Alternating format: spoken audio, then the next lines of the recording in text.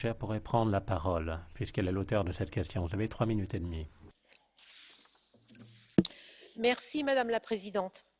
Comme d'autres, j'ai vu apparaître avec surprise et incompréhension la Tunisie le 5 décembre 2017 sur la liste noire des paradis fiscaux pilotée par le Conseil, puis le 13 décembre sur celle des pays à haut risque en matière de blanchiment d'argent et de financement du terrorisme, pilotée, elle, par la Commission.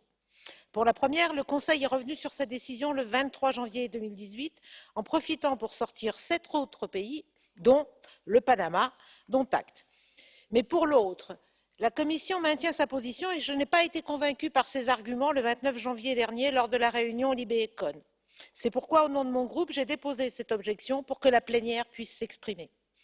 La question n'est pas la lutte contre le blanchiment d'argent ou le financement du terrorisme. Nous sommes tous d'accord pour aller de l'avant et même plus. C'est une question d'affichage et de priorité en ce domaine. La liste noire en question ne comportait début décembre que 11 pays, dont 5 du MENA, tous en guerre. Afghanistan, Irak, Syrie, Yémen, plus l'Iran, mais pas la Libye, et aucun pays du Golfe. Que vient faire là la Tunisie? On nous dit en off, bien sûr, que d'autres pays vont venir, y compris des pays européens. Permettez-moi d'être sceptique. On nous dit aussi que l'inscription sur cette liste ne vaut pas sanction, mais surveillance accrue. C'est vrai. Mais quel signal envoie-t-on aux investisseurs et aux créanciers de la Tunisie? Quels dégâts auront été faits d'ici à ce que la Commission revienne sur son acte délégué? Le fera-t-elle? Et si oui, quand? La Tunisie demeure fragile économiquement. Elle avance pas à pas dans sa transition démocratique. Faut-il rappeler que ces nouvelles institutions n'ont vraiment commencé à travailler qu'en 2015 et que la modification de la législation sur ces sujets ont été parmi les premières mesures prises? Ce qui a enclenché la procédure GAFI, un comble. Est-ce vraiment la meilleure façon de soutenir la Tunisie comme nous ne cessons de le proclamer que de la faire figurer sur cette liste?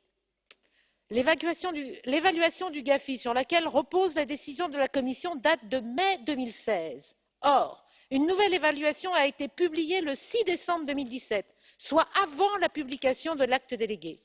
Le GAFI lui-même vient d'en tirer les conséquences en sortant la Tunisie des pays à haut risque et en la mettant sur la liste des pays sous surveillance, ce qui entérine les avancées et les engagements du gouvernement tunisien. Plus de 26 engagements honorés début décembre et d'autres depuis. Alors pourquoi la Commission veut-elle à tout prix maintenir la Tunisie sur cette liste? Il n'y a pas d'autres pays à y inscrire de façon plus urgente, plus dangereux pour l'Union européenne? Est-ce si compliqué de refaire l'acte délégué? Comment travaille la Commission sur les pays du GAFI? Et selon quelles priorités? Madame Mogherini a rappelé encore aujourd'hui que la stabilité de la Tunisie et la pleine réalisation de sa transition démocratique sont des questions prioritaires pour l'Union européenne, qui sera toujours aux côtés de la Tunisie. Alors, il faut agir en ce sens, Madame la Commissaire. Je crains personnellement que les enjeux soient autres et que l'on cherche à faire pression sur la Tunisie pour qu'elle mette en œuvre plus rapidement d'autres réformes, et notamment certaines réformes dites structurelles.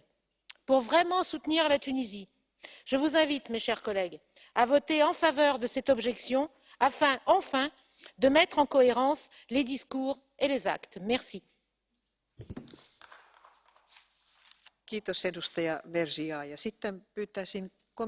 Merci, Madame Vergiat. Je vais à présent donner la parole à Madame la Commissaire Jourova. Merci, Madame la Présidente, Mesdames, Messieurs.